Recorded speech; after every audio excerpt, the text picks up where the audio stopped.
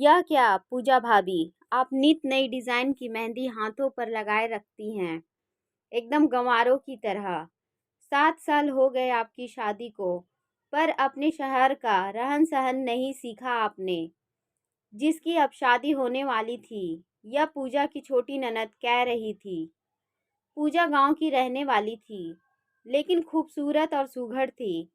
उसने हिंदी मीडियम से सिर्फ ग्रेजुएशन किया था, पर सिर्फ मैट्रिक तक ही स्कूल जा पाई थी।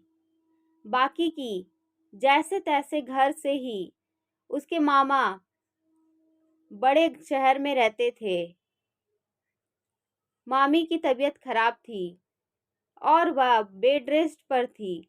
माँ ने पूजा को शहर अपने पास बुला लिया था कुछ महीनों के लिए। वहीं उसने समय निकालकर ब्यूटिशियन कोर्स कर लिया। फिर उसकी शादी पास के ही शहर में हो गई। उसके ससुराल वालों को अपने शहरी होने पर बड़ा नाज था। बात बात पर उसे गंवार शब्द सुनने को मिलता। उसकी बड़ी ननद की शादी बड़े शहर में जो हुई थी, वह खाने में तरह तरह की चटनी बनाती तो ससुर बड़े शौक से खाते, पर ननद को मिर्ची लग जाती।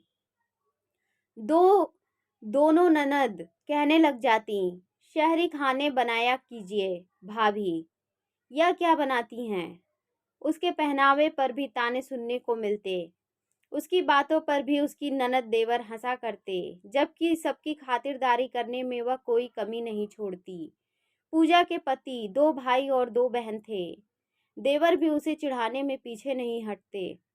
इसकी शादी के 1 साल बाद ही उसके देवर की शादी हो गई थी। देवरानी पढ़ी लिखी शहरी लड़की थी।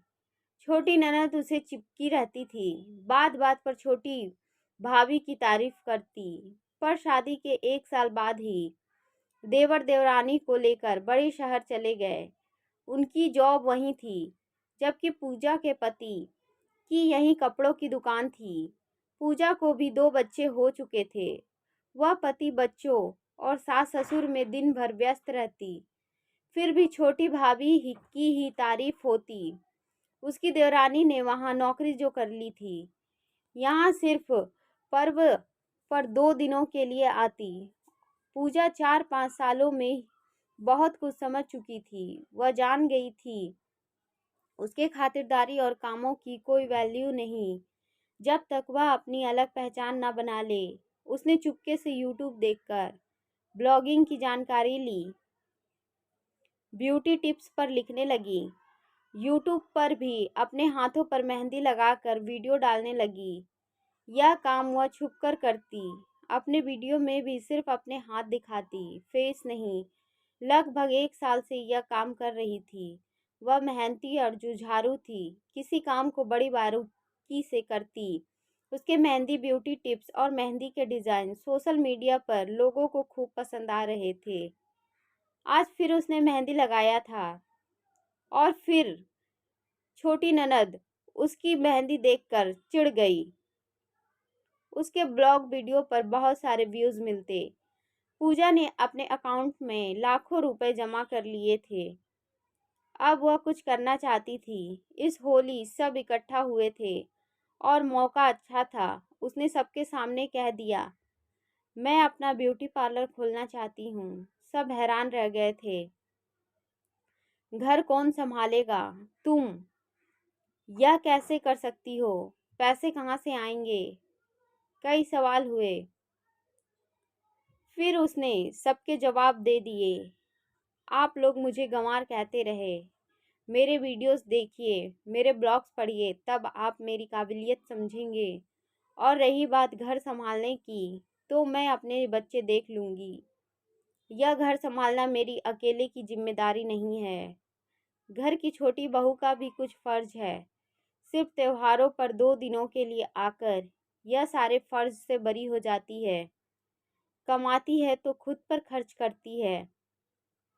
वह लोग खुद कमाते हैं और खाते हैं। घर की बेटियां भी मायके के नाम पर यहीं आएं।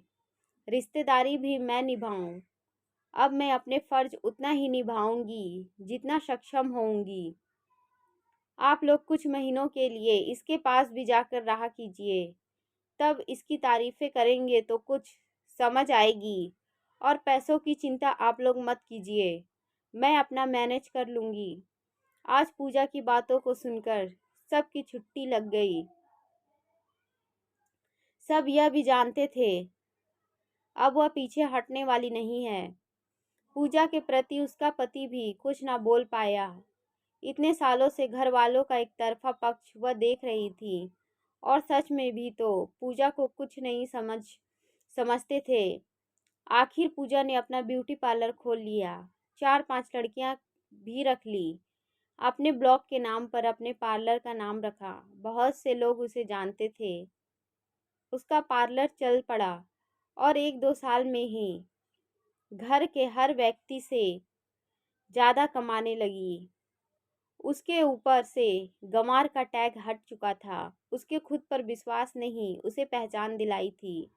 तो दोस्तों, कहानी पसंद आई हो तो वीडियो को लाइक करें, चैनल को सब्सक्राइब करें और कमेंट में अपनी राय ज़रूर दें। धन्यवाद।